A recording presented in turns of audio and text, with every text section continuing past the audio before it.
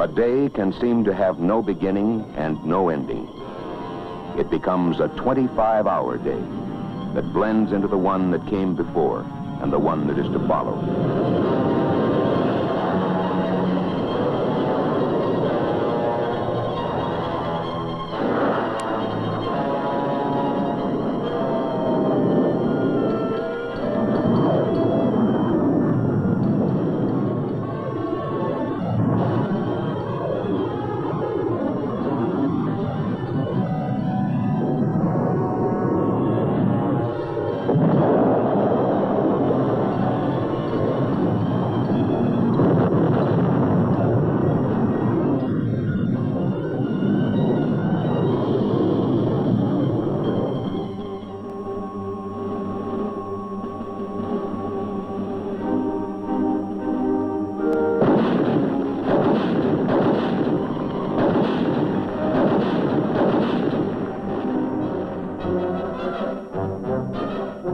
A man with a weapon is, if he is a reasonable man, a man with a purpose.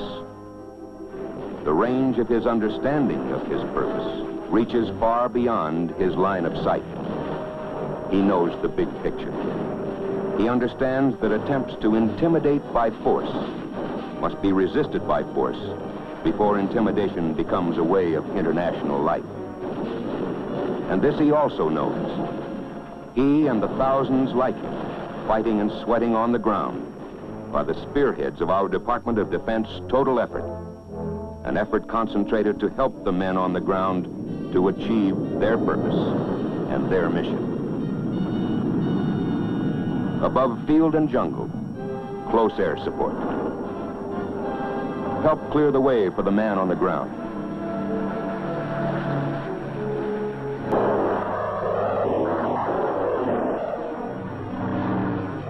Reinforcing.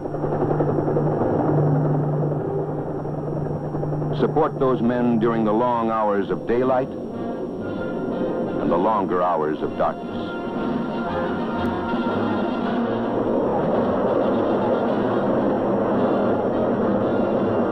Support them with B-52s against concentrations of troops and supplies. Give the enemy no chance to rest.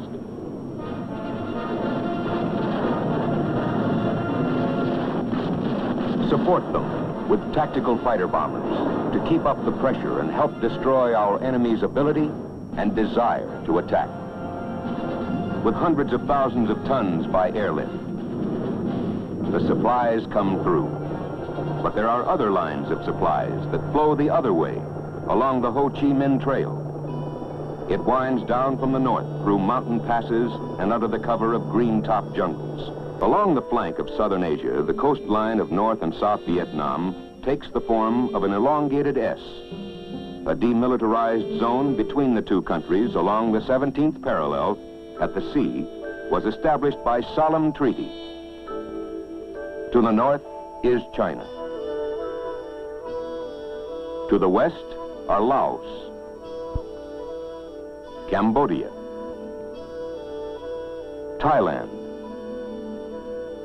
Burma, India, and Pakistan. Moving down from the north, men, oil, machines, the tools of war are fed along the Ho Chi Minh Trail to bolster the aggression in the south. They move by night over the narrow roads, through mountain passes, and along trails hidden by the jungle foliage. Trucks and pack-laden coolies by the tens of thousands. Usually, by day, they remain hidden in the jungle, to venture out again at nightfall. That lifeline must be severed. When it is repaired, as it always is, it must be severed again.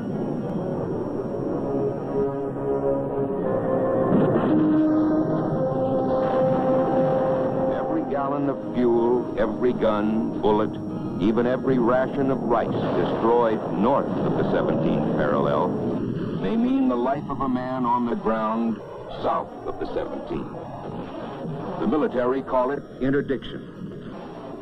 That is the mission of those who fly to the north. Support the men on the ground by strangling the supply routes. Pilots have always been fighting men. But to courage and daring, today you have to add the great technical skill and self-discipline demanded by their sophisticated weapons. But weapons no more effective than the men who fly them or those who keep them flying. Case in point, combat aircraft are maintained with a dedication that results in flying hours at a rate 3 times normal usage. The line crews understand how much depends on them day after 25-hour day.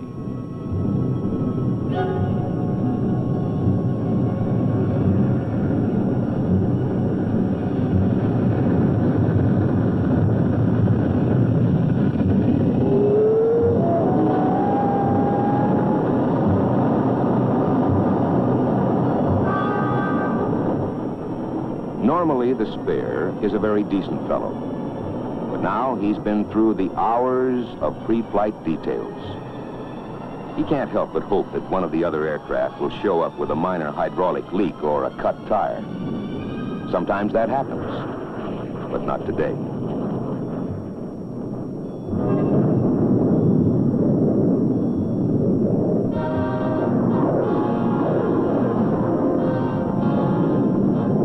Supersonic blasts of power in the open ocean of the air, ready to play their part in the overall coordinated effort.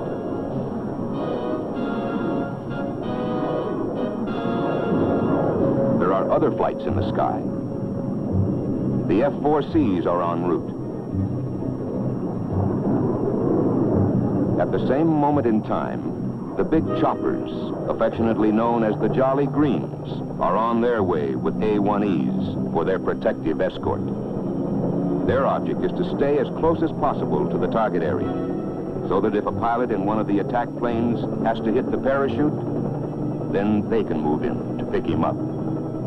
If there's enemy ground fire, those A-1Es dive in to keep the enemy's heads down.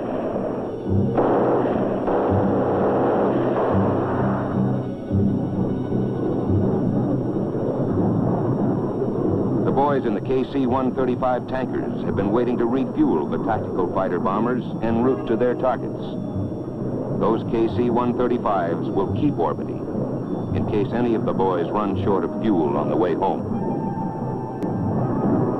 Most people will ask pilots the same question over and over. Aren't you scared? The answer is always pretty much the same. Sure, we're scared until we button down the hatch. We're a one-man sort of operation. We're our own navigator, radio man, radar operator, and bombardier. Getting into the target, we have to take evasive action. Then it's pop up, dive in, drop the bombs, and get the heck out of there. You watch your fuel. You go over in your mind what the intelligence boys will want to know about the results. At the target, the ground defenses, all the details. You might be scared when you start, but after that, you just don't have the time.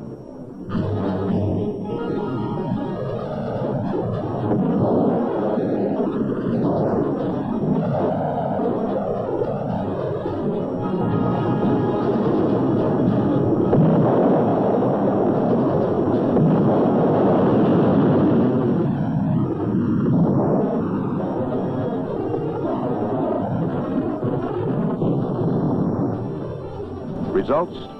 Positive.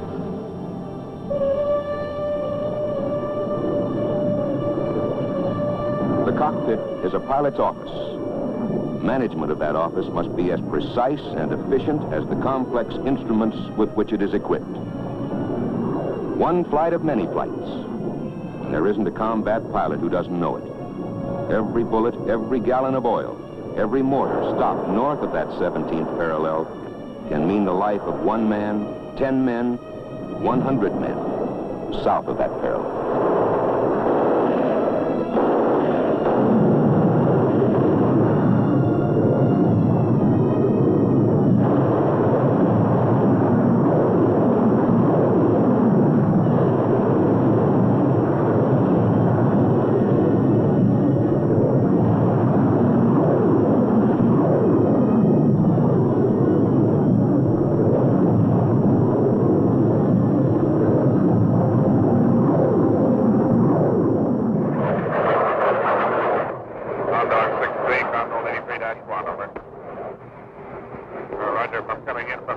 southeast.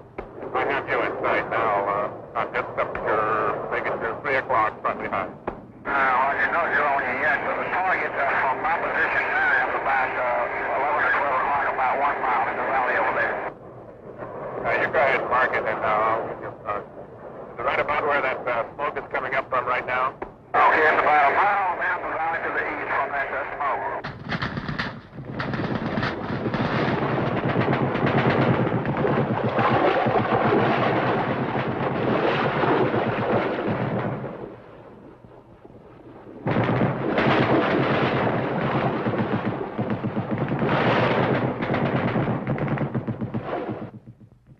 In the military action in Vietnam, a squadron of fighter aircraft has been called on for close support of a Marine company held up by punishing enemy fire from an abandoned village. Guided by the small observation plane close above the green battlefields of Vietnam, the Marine airstrike dives on target.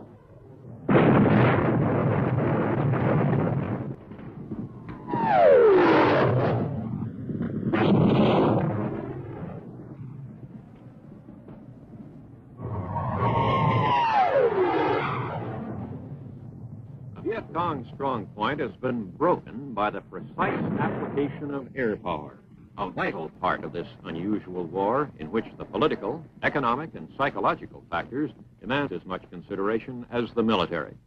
Now the men of Lima Company, 1st Marines, are able to move forward because of the skillful use of an aircraft superbly adapted to supporting the riflemen in ground combat, the F-4B all-weather fighter, the Phantom. Empty racks show hundreds of pounds of destruction have been delivered to the enemy. Now, Condal 83 heads for home. This is the flight leader, Lieutenant Colonel A.W. O'Donnell. The flight is part of Marine Squadron VMFA 323. Colonel O'Donnell is the skipper. Da Nang, 323's home port, is a main American base. Every day, this Center for Tactical Air Support launches and retrieves hundreds of combat sorties.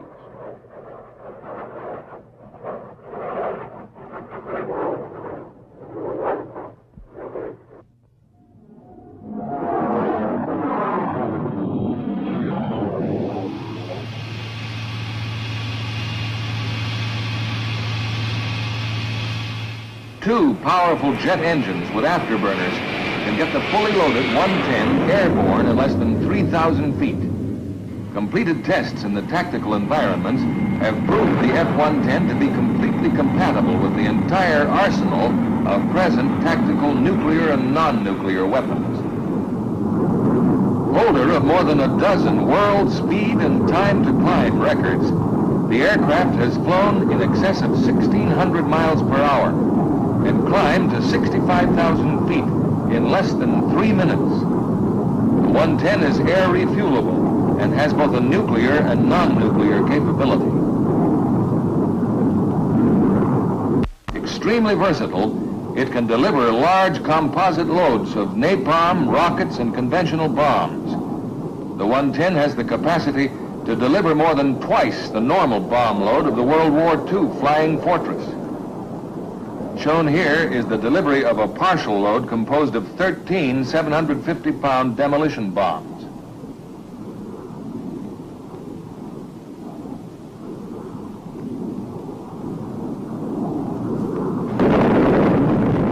The versatility of the command's first-line fighters is demonstrated in the following sequences as the wide variety of missions assigned to TAC unfold.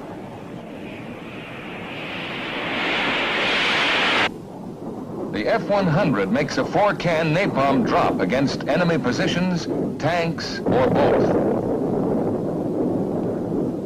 2.75 rockets are fired against transportation facilities and convoys. In performing air-to-ground missions of interdiction and close air support, strafing runs are made with 4 20mm cannons.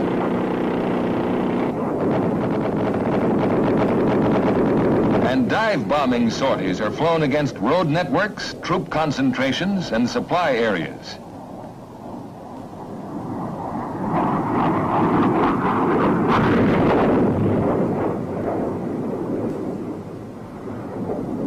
Highly important, the Super Sabre can deliver the GAM-83 Bullpup, the latest tactical air-to-surface missile. Fired from approximately 18,000 feet out, the Bullpup is guided to its target by the pilot, who visually superimposes on the target the flare in the rear of the missile. And he makes up, down, right, or left corrections from the cockpit until the Bullpup strikes the target. Such simplicity in guidance is producing greater accuracy and reliability than has ever been experienced in air-to-surface missiles. The F-104, another of the Century Series fighters in the TAC inventory. The Starfighter can strafe enemy positions with its Vulcan 20mm cannon, capable of firing 6,000 rounds per minute.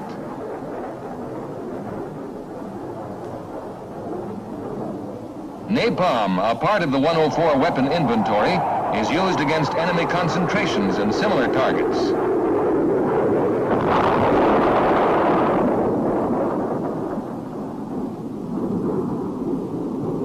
In the air superiority role, the F-104 employs the GAR-8 Sidewinder against enemy aircraft. Here, a previously launched 5-inch high-velocity rocket is overtaken and destroyed by the heat-seeking GAR-8.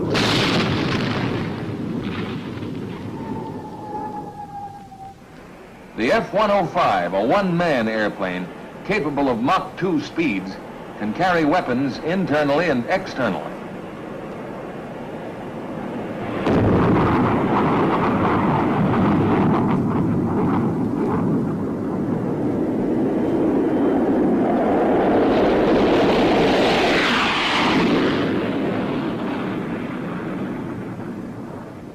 This recently developed delivery technique has resulted in improved accuracy.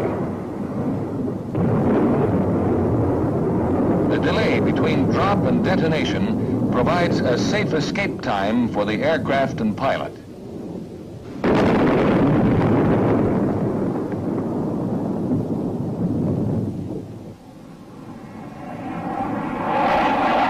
105 also delivers its punch on enemy targets by dive bombing.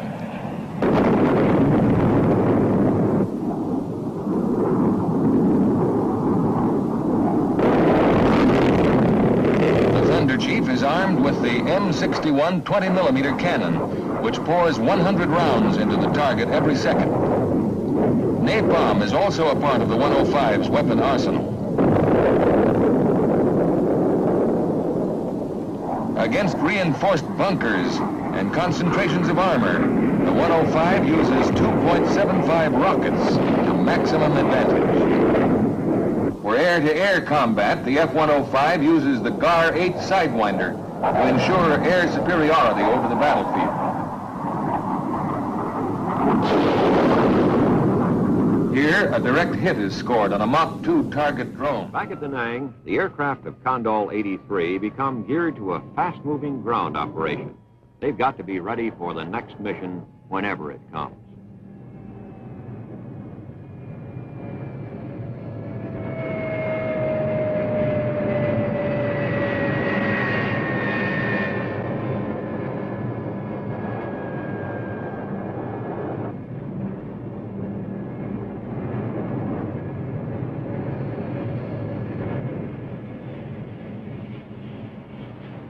Flight crews go in for debriefing. And the squadron skipper inspects the aircraft. Yeah, number 2 was hit, we believe it was on the first run. He thought he felt something was one hole in the left portion of the stabulator. 3 gun positions shooting, looked like automatic weapons, 12.7 millimeter. Was there any pattern to it? They were all shooting at the same time. Reasonably accurate fire on the first run. 3 pulled up. Refueling and repair are completed quickly. The Phantoms are soon back to mission readiness. It's usually 95 degrees plus on the Da Nang flight line, but their mechanics are doing as good a job as they know how, and they're all experts.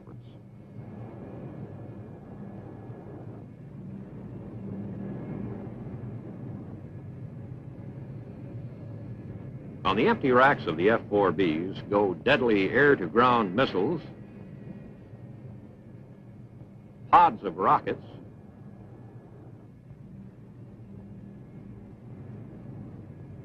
the 1,000-pounders they call iron bombs. When these aircraft go out, they'll be carrying a full load of trouble for the Viet Cong.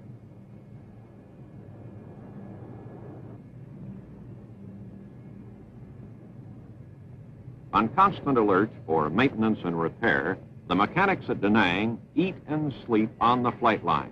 They're currently working some 14 hours a day, and they even do a little moonlighting on the side. The extra job, reinforcing the nighttime guard for the aircraft they service by day. Around the broad perimeter of the airfield, they mount posts and roving patrols against infiltrating Viet Cong. Three counters, hooray! You got four. Get serious. Hey, Rance. About time to ring a bell, I guess. Package 6, yes, Sandy, Bill. Get it going. I'll ring it, Rick.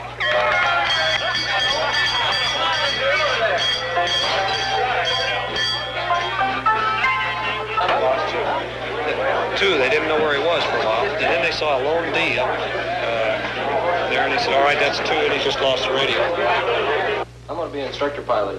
Where? T-38's Williams Air Force Base, Arizona.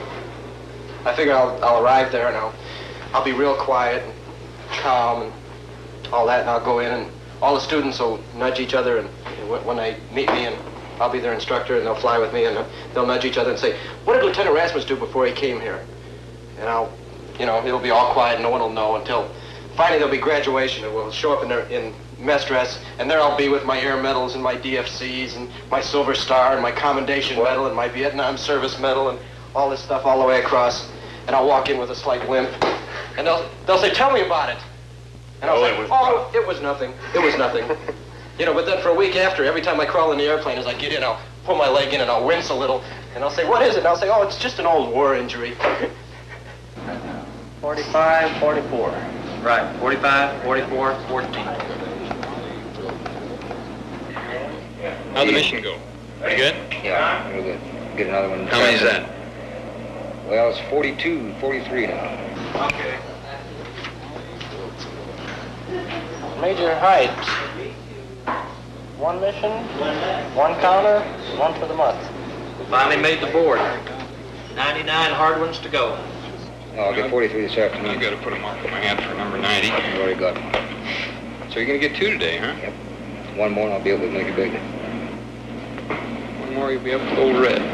He's been here about 6 months. It averages about 6 months for the tour. This wing, even though we're roughly 100 miles from any sort of civilization, morale is high here. I've noticed that. The men know what they're doing and why they're here.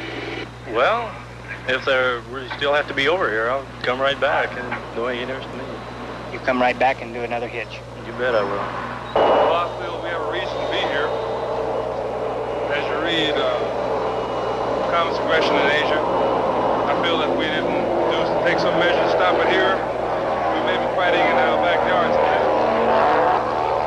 Enjoy some of the things I've been over here for, such as the American way of life. I served in World War II in the Southwest Pacific.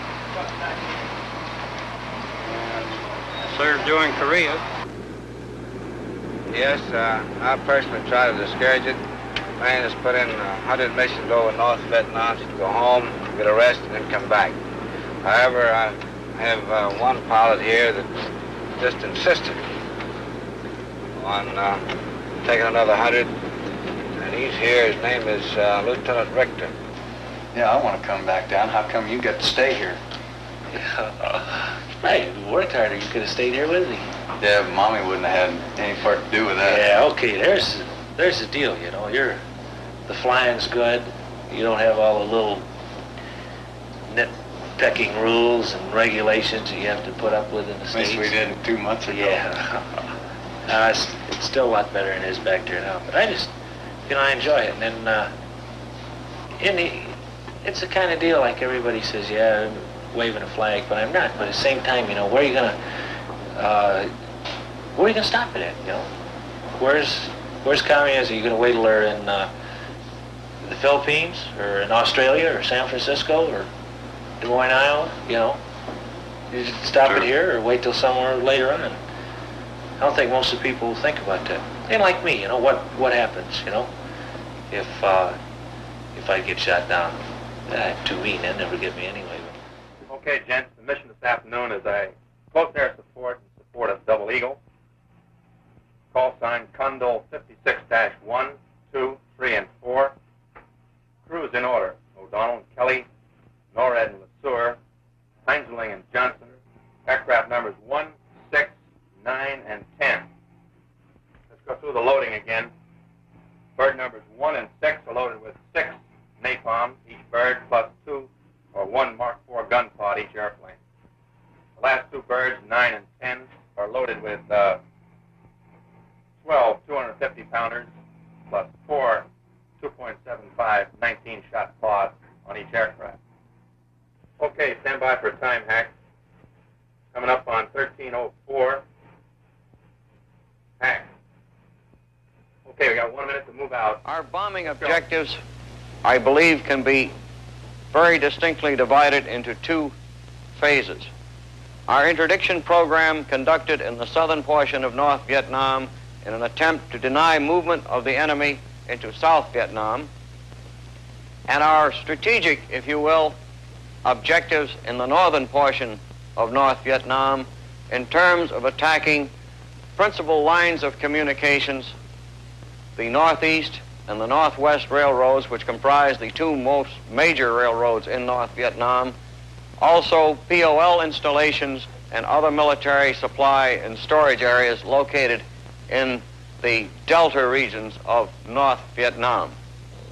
This flight line at night is a pretty active place. There's more work done at night actually than there is in the daytime, because the daytime is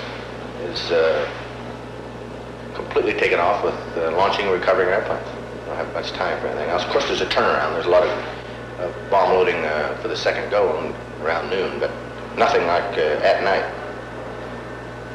You know, put it on one airplane, it doesn't come in commission, you have to take it off and put it on another one. It's pretty frustrating. They get it done somehow. I don't know how, but they do. We have a remarkable delivery rate here. I can't remember the last time I got a maintenance non-delivery. We always get an airplane. They do a real bang-up job, as a matter of fact.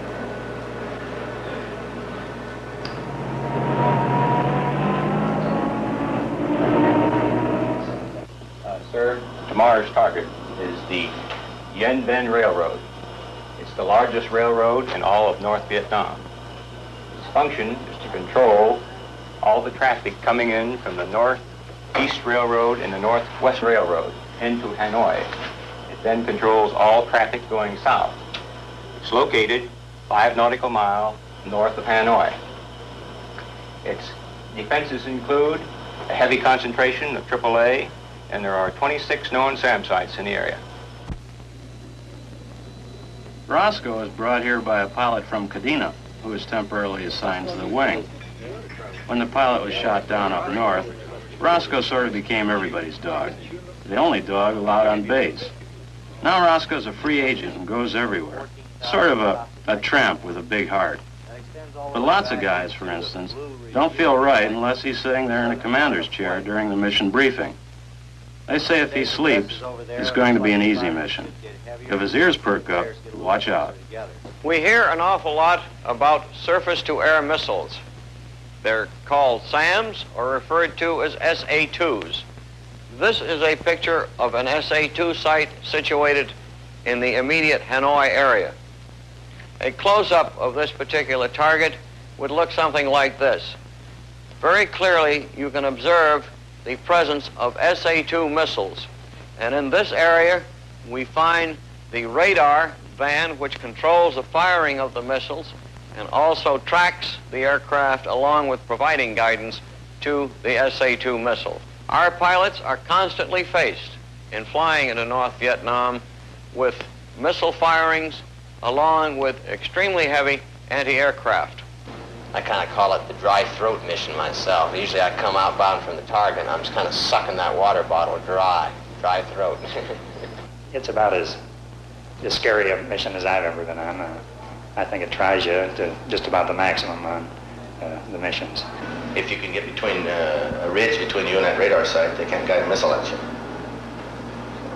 It's just when you get down in the delta in the flatlands, that 30-mile ring around the city of Hanoi is a bear.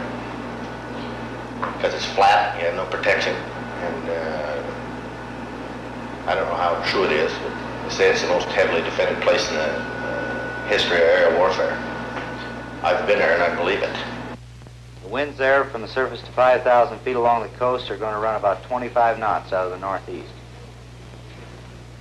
Did have an aircraft report right over the mountain areas there this morning, just about at Magia Pass at 5,000 feet. He had a wind of 030 at 40 knots. Everybody wear your flak belts today, guys. Doesn't have one. Does that draw flag or? Well, that wards it off. Everybody wear your flak magnets. How come no matter how much I rush, I'm always the last guy?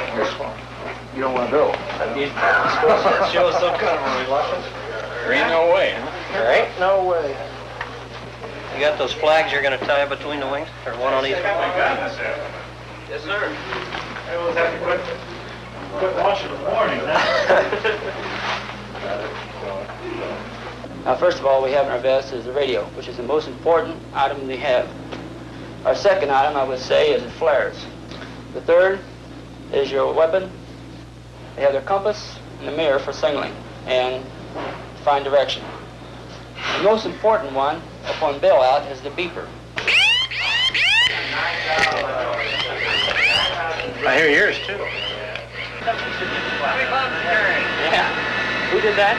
How many bombs we got? Oh, yeah. We must have 24 or 30 bombs, haven't we?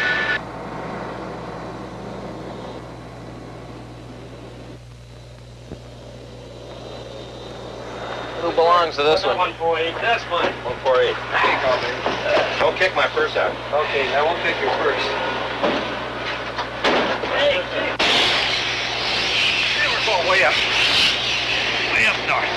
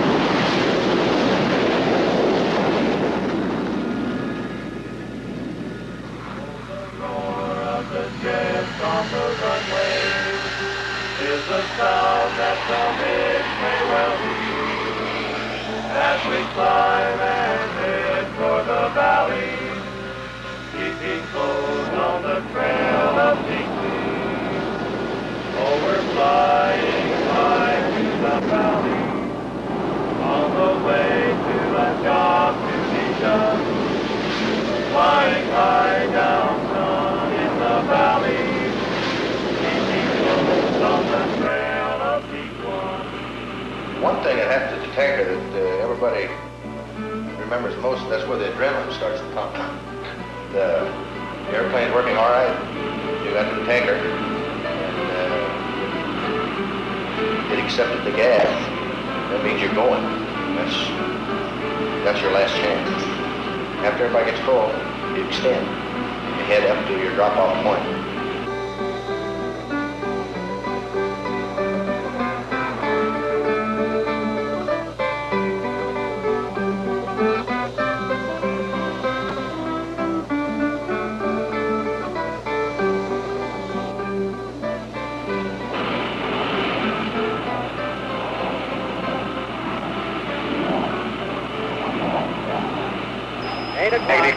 South of you, just about to the second river. I have 4,500 pounds. All right, Roger. I'm going to hold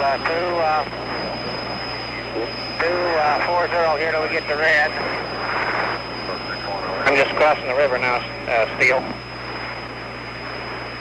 Red river? Right. Eagle 4, check.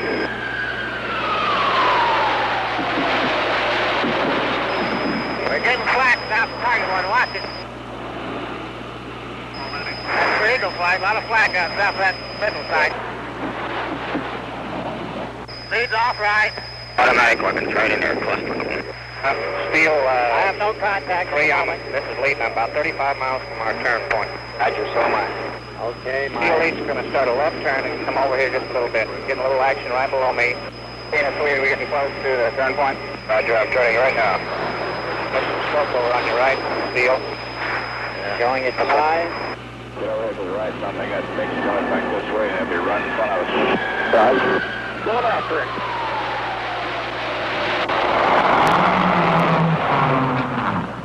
There he goes. Okay, Detroit, there's a MiG going, turning south here. Roger, I'm going ahead and break off right. I see him loud and clear.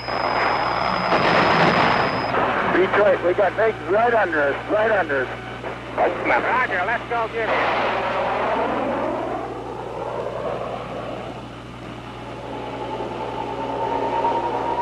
Right here, I'm right over the target right now. I've got a 17 right in front of him.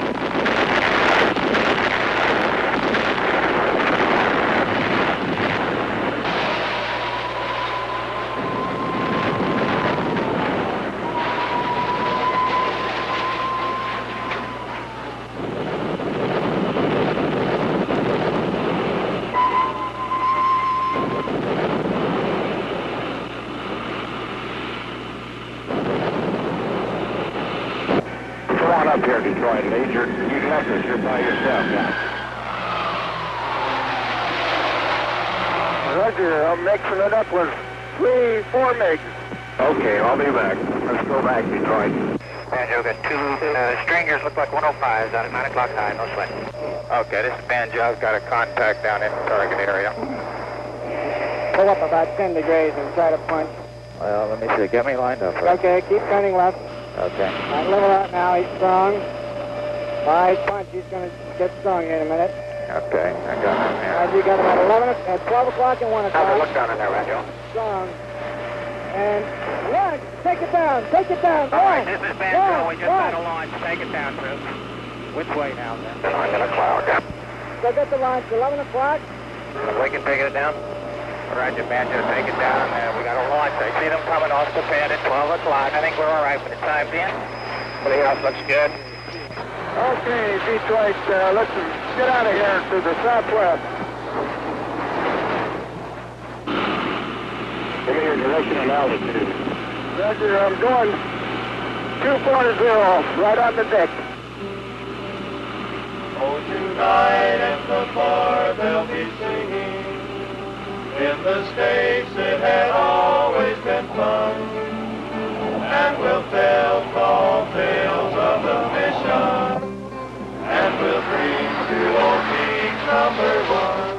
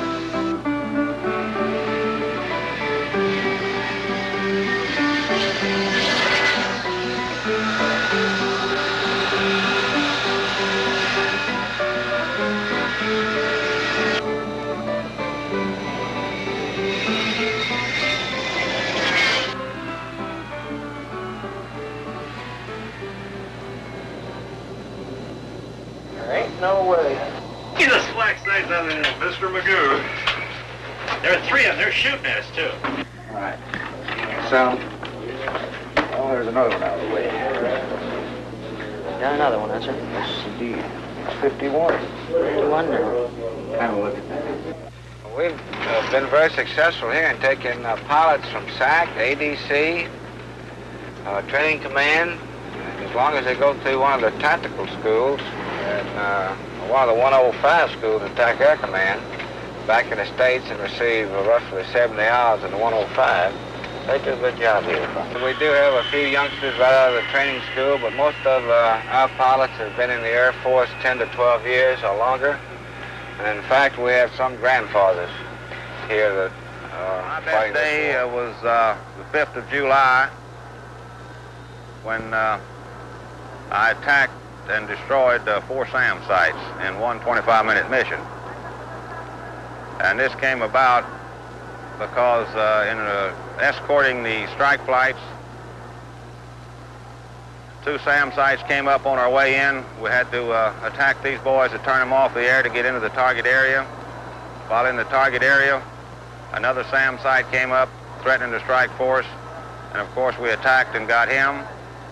And then on the way back out, another SAM site came up to block our exit out of the target area, which was about 15 or 20 miles north of Hanoi. And we only had 1 pot of rockets and 20-millimeter cannon ammunition remaining, but he fired 2 SAMs at us, and we managed to acquire him visually and put the rockets on him and machine gun him out of commission. This was the best day I've had, and I don't care to go through another one of those. A little too much for an old man. So if I can swing a deal to get down south with working 100s or F5s or A1s or, geez, I don't care as long as it's close air support. If I can swing that, I'm going to just try to go, or maybe back to the States TDY to upgrade and down there. If not, I'll stick around and fly an 01 or an A1. It'd check you out right up north, you know. Did you ever have thoughts that you might not make the 100? Oh, no. Yeah, but I've been drawing pay for 16 years. This is my job. Well, honest to God, you know, you get up in the 90s and you got 10 to go and you say, well, I'm going home pretty soon, so I got to tell these guys something. So you go and lay in bed at night and you think of things to tell them. And it runs, What do you think about tonight? Now, wait a minute. Wait a minute, let him finish. I'm about to tell you guys something right now. This is my speech, and I don't need any help. Incidentally, I have a 3-hour speech prepared. Forget it. Something I'm damn proud to have, besides working with all you guys and with your names here. I don't really need this picture frame with it. But, no, I remember you, because those are the guys you remember, the guys you fought with.